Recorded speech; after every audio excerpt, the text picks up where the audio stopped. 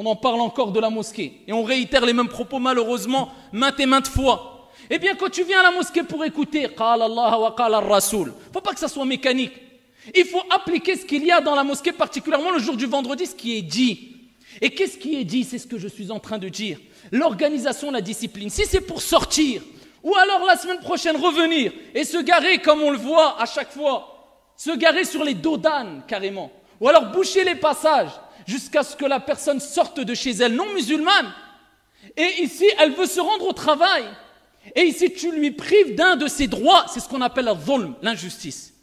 Priver une personne de son droit, ça s'appelle la dhulm en islam, de l'injustice. Et le prophète alayhi salatu wassalam a dit Al-dhulm dhulumatun yawm al-qiyamah. L'injustice est ténèbres au jour de la résurrection. Eh bien, si tu ne te réformes pas, si tu ne te repens pas, attends-toi aux ténèbres au jour de la résurrection. C'est dur à dire, c'est triste à dire, mais c'est une réalité. Pourquoi tu te gares dans des endroits où il ne faut pas, surtout quand tu viens dans un endroit qui est la maison de Dieu, où tu veux entendre des enseignements, si tu veux profiter des enseignements, si ce n'est pour ne pas les appliquer et pour aller à l'encontre de ces enseignements. L'islam commence quand tu te gares.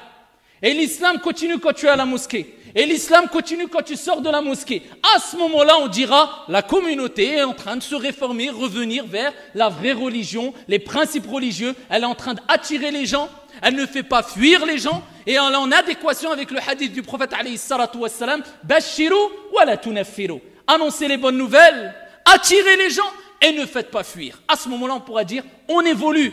Mais jusqu'aujourd'hui, quand on voit et ces mêmes erreurs qui se réitèrent dans les mosquées, les gens qui se garent mal, ou bien les chaussures et les claquettes, je ne parle pas d'ici particulièrement, mais dans des mosquées qui sont envoyées un peu partout, à droite et à gauche, alors qu'il y a des étagères, il suffit de les ranger, ou bien des gens qui ne respectent pas les salles d'ablution, ou bien, eh bien, tant qu'on verra ça, eh bien, il ne faut pas rêver. On sera toujours dans, ici, quelque part, la recherche du vrai islam, sans le trouver malheureusement parce qu'on n'a pas compris que le vrai islam, c'est celui qui reflète le bon comportement, la discipline, l'organisation, le respect, la douceur, la clémence, la miséricorde.